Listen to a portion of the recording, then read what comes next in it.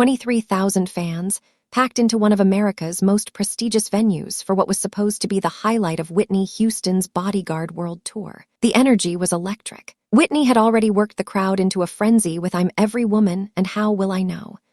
Now she was settling into the emotional core of her setlist, and the entire arena was singing along, lost in the magic of witnessing one of the greatest voices of all time. But then during "I'm Your Baby Tonight," Whitney noticed something in the front row that made her stop singing mid-verse. A banner held by a desperate mother, large enough to read from the stage.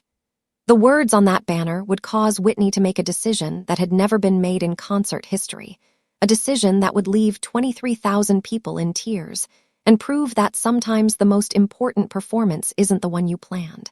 If you're ready to discover the moment when Whitney Houston chose one child's happiness over the biggest show of her career, hit that subscribe button and ring that bell, because this story will restore your faith in human goodness. Her name was Maya Rodriguez, and at 9 years old, she had already fought more battles than most people face in a lifetime. The leukemia diagnosis had come 2 years earlier, just after Maya's 7th birthday. She had been complaining of tiredness and bruising easily, symptoms her parents Rosa and Miguel had initially attributed to the normal rough and tumble of childhood. But when Maya fainted at school one afternoon, the emergency room visit revealed the devastating truth. Acute lymphoblastic leukemia, aggressive and already spreading through her small body. The next 2 years became a blur of hospital stays, chemotherapy, and crushing setbacks. Maya lost her hair. She missed 2nd grade entirely. Her 8th birthday was celebrated in the pediatric oncology ward, too weak to blow out candles. Through it all, Maya had one constant comfort: Whitney Houston's music. Rosa would sing Whitney songs before procedures. When pain was unbearable, they'd play the Bodyguard. Whitney's voice made everything feel possible, Rosa recalled. Even on the worst days, if we put on a Whitney song, something changed. By September 1993, doctors delivered devastating news. Despite 2 years of treatment, Maya's leukemia wasn't responding. It had spread to her brain and spine. Dr. Patricia Chen spoke words no parent should hear. "We've done everything we can, maybe 6 weeks." That night, Maya asked the question that would change everything. "Mama, before I die, can I see Whitney Houston? Really see her?" Rosa promised, not knowing how. Rosa began what seemed impossible. Whitney's Bodyguard World Tour was selling out instantly. The closest show was Chicago, 3 hours away in 3 weeks, completely sold out. Rosa called the box office repeatedly, explaining Maya's situation. Sympathetic but firm, no tickets. She entered radio contests, contacted news stations. Nothing worked. Miguel pursued construction connections in Chicago. Dead ends everywhere. "We're running out of time," Dr. Chen warned. "If you're taking her, it needs to be soon." Rosa made a desperate decision. They would go to Chicago without tickets and somehow make someone understand. On October 23, 1993, they drove 3 hours to Chicago. Maya wore her purple birthday dress, now too big, on her head a bandana. In her hands, a poster. "WHITNEY, it's MY last birthday. I'm 10 today, I love you." It wasn't actually her birthday, that was November, but doctors said she wouldn't make it. So today was her birthday. They arrived 4 hours early. Rosa's plan: find security, beg, show medical records, plead, cry, whatever it took. The first 3 guards turned her away. One, a father himself, had tears but couldn't help. "I could lose my job." Hours passed. Maya grew tired. They sat outside, Miguel holding her while she dozed, Rosa crying. 3 hours driven, money they didn't have, all for nothing. At 6:30, security coordinator James Williams approached. "I can't let you in without tickets, but I can get you near the entrance. Hold up that banner. Maybe someone will help." As crowds arrived, Rosa held Maya's banner high. "My daughter is dying, she just wants to see Whitney." Some looked away. Others offered sympathy but kept walking. Maya, barely awake, clung to her mother. At 7:45, James returned. "Standing room, way in the back. You won't see much, but you'll hear everything." Rosa nearly collapsed. It wasn't front row, but Maya would hear Whitney live. That was enough. The performance. They followed James through service corridors. As they entered the arena, the sound of 23,000 voices hit like a wave. Their spot was at the very back, behind all seats, partially blocked by equipment, but Maya's face lit up. "Mama, we're really here." When lights dimmed and I'm Every Woman began, the arena erupted. Whitney appeared in a stunning white outfit that sparkled under stage lights, her voice filling every corner. Maya was transfixed. Despite weakness and pain, she smiled bigger than Rosa had seen in months. She tried to dance, swaying slightly, and Miguel lifted her onto his shoulders. Song after song, Whitney commanded the stage. "How will I know I want to dance with somebody, greatest love of all?" The crowd was ecstatic. And in the very back, a little girl experienced pure joy for what her parents knew were the final times. Then came I'm Your Baby Tonight. Whitney walked across stage, engaging with front row fans. But something made her pause. Maybe instinct, maybe fate, but Whitney's eyes were drawn to the front section where she noticed something that made her stop singing entirely. Rosa had convinced a nearby fan named Jennifer to hold up Maya's banner one more time. Jennifer lifted it high. "WHITNEY, it's MY last birthday. I'm 10 today, I love you." Whitney stopped mid-verse. The music continued, but she wasn't singing. She walked to the stage edge, squinting into lights to read the banner. The crowd, sensing something unusual, began quieting. 23,000 people gradually fell silent as Whitney stood reading those words over and over. "Wait," Whitney said into her microphone, voice uncertain. "Stop the music." The band went quiet.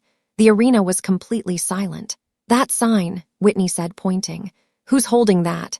Jennifer pointed toward the back where Rosa, Miguel, and Maya stood. Whitney's hand went to her mouth as she tried to locate them. "You're way in the back," Whitney called out. "The family with the birthday girl." "Yes," Rosa shouted, voice barely carrying. Whitney's face transformed.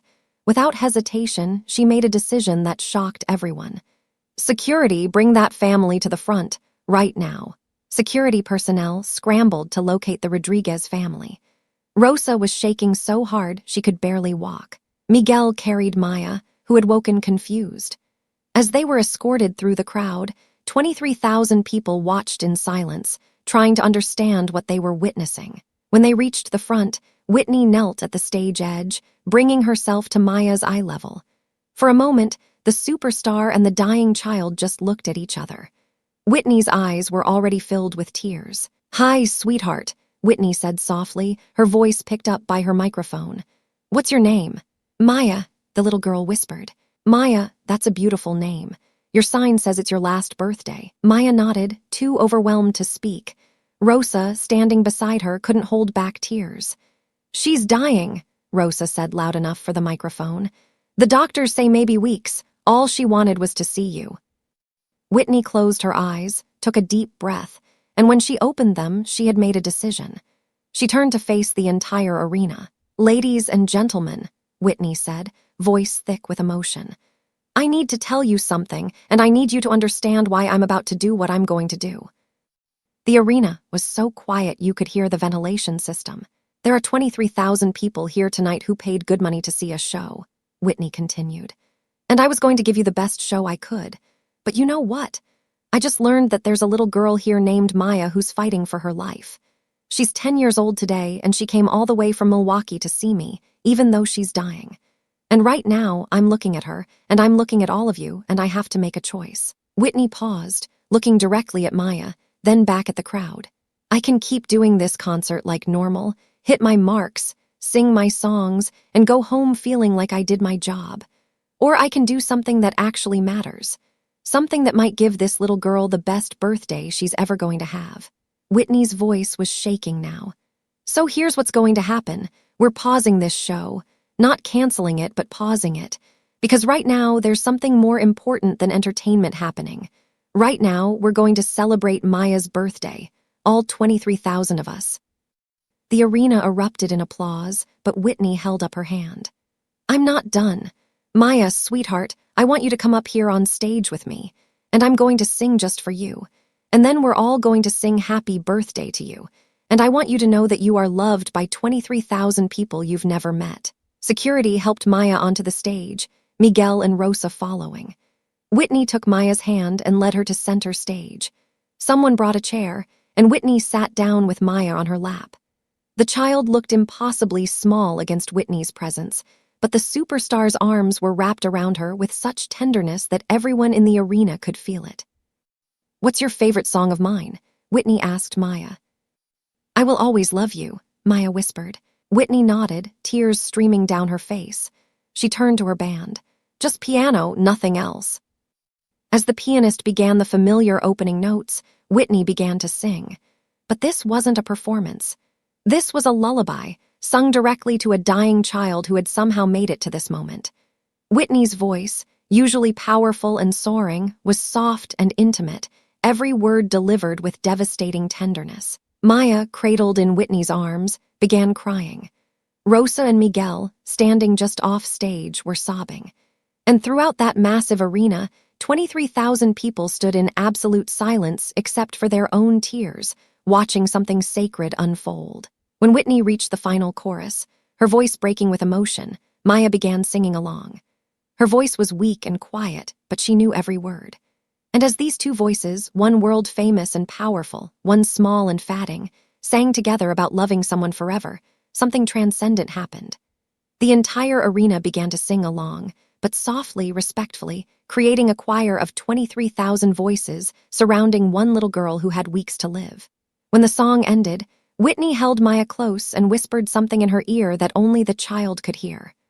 Maya smiled, the first real smile Rosa had seen in weeks, and hugged Whitney with what little strength she had left. "Now," Whitney announced to the crowd, "we're going to sing Happy Birthday to Maya, and I want this to be the loudest, most joyful happy birthday she has ever heard." Someone had arranged for a cake to be brought out, a proper birthday cake with candles. As 23,000 people sang Happy Birthday, Maya's face glowed with joy. When it came time to blow out the candles, Whitney helped her, and the entire arena erupted in applause. Whitney wasn't finished. "Maya, I have one more thing for you." She removed the white sequined jacket she had been wearing, a signature piece from her Bodyguard tour. "This is yours now, and every time you wear it, I want you to remember that Whitney Houston thinks you're the bravest person she's ever met." Miguel carried Maya back to Rosa, the little girl clutching Whitney's jacket and crying with happiness. As they were escorted to actual seats near the front that venue staff had arranged, Whitney turned back to the crowd. "Thank you," she said simply. "Thank you for being part of something beautiful." The concert continued, but it was different now. Every song felt more meaningful, every moment more precious. And Maya, sitting with her parents in the third row, wearing Whitney's jacket despite it being far too large for her, smiled through her exhaustion. What nobody knew during that concert was just how sick Maya actually was. The 3-hour drive had taken almost everything. By the time they got home late that night, Maya was unconscious, and Rosa and Miguel rushed her to the emergency room. The doctors were amazed she'd survived the trip at all. Her vital signs were dangerously unstable. They didn't expect her to make it through the night. But when Maya woke the next morning, the first thing she asked for was Whitney's jacket. She put it on over her hospital gown and refused to take it off. "Tell me about the concert again, Mama," Maya would say repeatedly. And Rosa would recount every detail, Whitney stopping the show, singing just for Maya, 23,000 people singing Happy Birthday. Something unexpected happened. Maya, who had been deteriorating rapidly, stabilized, not improved but stopped declining as quickly.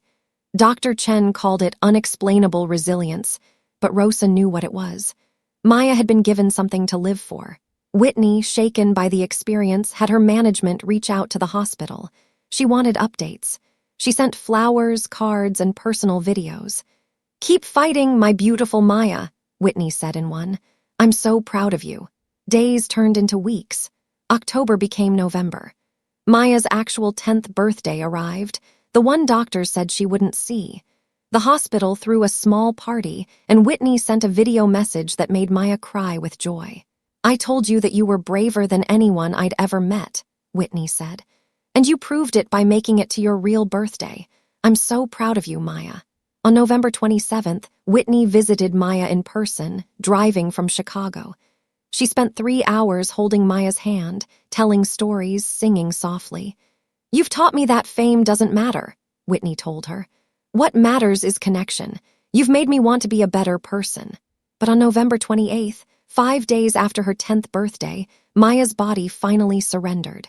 Rosa and Miguel were holding her hands, Whitney's jacket wrapped around her thin shoulders. Her final words were about the concert. "Mama, did I really meet Whitney Houston?" "Yes, baby," Rosa whispered. "It was real and she loved you." Maya smiled. "I'm going to sing for her in heaven." And then she was gone. News of what Whitney had done spread through the 23,000 witnesses. They told friends and family about the night Whitney stopped her show for a dying child. Local news picked up the story after Maya's death. Within days, it was national news. The United Center received thousands of letters thanking Whitney. Parents of sick children wrote saying Whitney's gesture gave them hope. Concert venues began implementing policies to accommodate seriously ill fans. Whitney attended Maya's funeral quietly, sitting in the back. She didn't make speeches or draw attention. She simply came to pay respects. But she did one thing. She sang. Standing at that small church's front, a cappella, Whitney sang "I Will Always Love You" one final time for Maya. There wasn't a dry eye in the building. Rosa and Miguel established the Maya Rodriguez Foundation for terminally ill children's final wishes. Whitney became the first major donor. Over following years, the organization granted thousands of wishes. Performers across the industry contributed, inspired by Whitney's example. The story became legendary. Other performers began following Whitney's example, acknowledging seriously ill fans during concerts, sometimes stopping shows to create special moments. What Whitney started became a movement. When Whitney died in 2012, Rosa attended her memorial. She brought Whitney's white sequin jacket, the one Maya had worn daily for her final month, the one she'd been buried in. Rosa donated it to the Grammy Museum with a plaque. This jacket was worn by Whitney Houston during her 1993 Bodyguard World Tour concert in Chicago, where she stopped the show to celebrate the 10th birthday of Maya Rodriguez, a terminally ill fan. Whitney removed this jacket and gave it to Maya, who wore it for the final month of her life. This jacket represents Whitney Houston's greatest performance, choosing compassion over entertainment, humanity over fame. The Maya Rodriguez Foundation continues today, having granted over 15,000 wishes. Whenever a performer participates, they're told Maya's story about the night Whitney taught the industry that sometimes the most important thing is stopping the show. Dr. Chen often speaks about joy's power in end-of-life care. What Whitney gave Maya wasn't just a concert. It was validation that her life mattered. That emotional boost can literally extend life expectancy. Maya was supposed to have 2 weeks. She lived 5 more weeks after that concert because Whitney gave her a reason to keep fighting. The concert video became one of the most shared clips online. Millions watched, many crying as they witnessed Whitney's compassion. Comments filled with stories from people at the concert, medical professionals working with dying children, parents thanking Whitney for showing what true generosity looks like. Rosa still gives interviews, always ending with the same message. "Whitney gave my daughter the greatest gift anyone could give a dying child. She made Maya feel special, loved, important.